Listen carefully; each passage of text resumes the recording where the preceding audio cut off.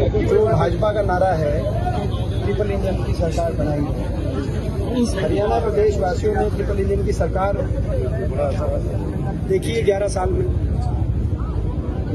और हरियाणा विकास की पटरी से उतरता भी देखा। रोहतक वासियों ने भी ट्रिपल इंजन की सरकार देखी और ये पाया कि 11 साल में रोहतक विकास की पटरी से उतरा, और विकास को लेकर जो रोहतक की चमक बनी थी कांग्रेस की सरकार के समय, हुड्डा सरकार के समय, वो आज चमक फीकी हो गई।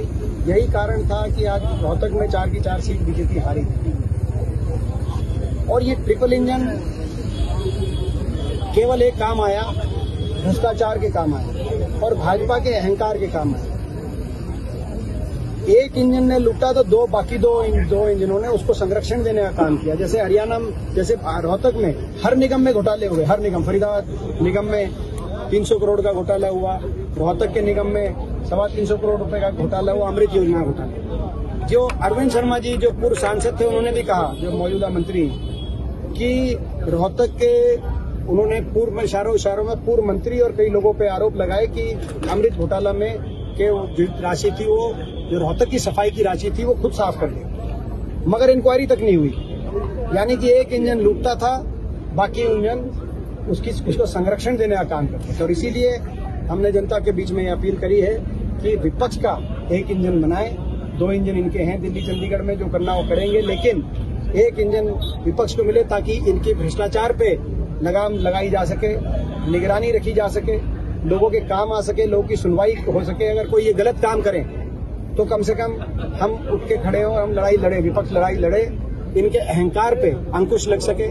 और जो ये वायदा खिलाफी करे, बहुत झूठी पार्टी है भारतीय जनता पार्टी, बहुत झूठी पार्टी की जो वायदा खिलाफी कर रहे हैं। जो चुनाव जीतने के लिए इन्होंने बहुत कुछ किया था, लेकिन चुनाव जीतने के बाद भारतीय जनता पार्टी ने उन वायदों को के विपरीत काम किया। आपने देखा, इन्होंने कहा था कि कौशल निगम के कर्मचारी पक्के करेंगे, पक्के तो दूर की बात है, कौशल निगम के कर्मचारी निकालने लग रहे हैं। बीजेपी ने कहा था सफाई कर्मचारी पक्के करेंगे, सफाई कर्मचारी को पक्के करने की तो दूर की बात है, सफाई कर्मचारियों की तनख्वाह नहीं आई कई महीनों तक। बीजेपी ने कहा था हरियाणा के 3/4 लोगों को पीले कार्ड बनवा दिए थे चुनाव जीतने के लिए, और अब चुनाव के बाद वो पीले कार्ड कटवाने लग रही है बीजेपी। तो जो इस तरह के वायदा खिलाफी के काम करें तो कम से कम एक इंजन अगर विपक्ष का होगा तो विपक्ष ऐसे कामों को नहीं करने देगा।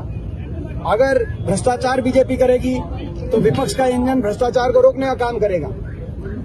और अगर अहंकार में बीजेपी जाएगी तो इस नतीजे से बीजेपी के अहंकार पे अंकुश लगेगा। और भाजपा की सरकार जो उड़न खटोले पे घूम रही है, ये भाजपा के मंत्री अनिल विज जी कह रहे हैं, वो कम से कम उड़न खटोले से नीचे आएगी धरातल पे और लोग एक काम करेंगे। तो आज लोगों के पास ये अवसर है कि संतुलन लाएं प्रदेश की राजनीति में और निकाय चुनाव में कांग्रेस पार्टी का साथ देकर कांग्रेस पार्टी को मजबूत करें।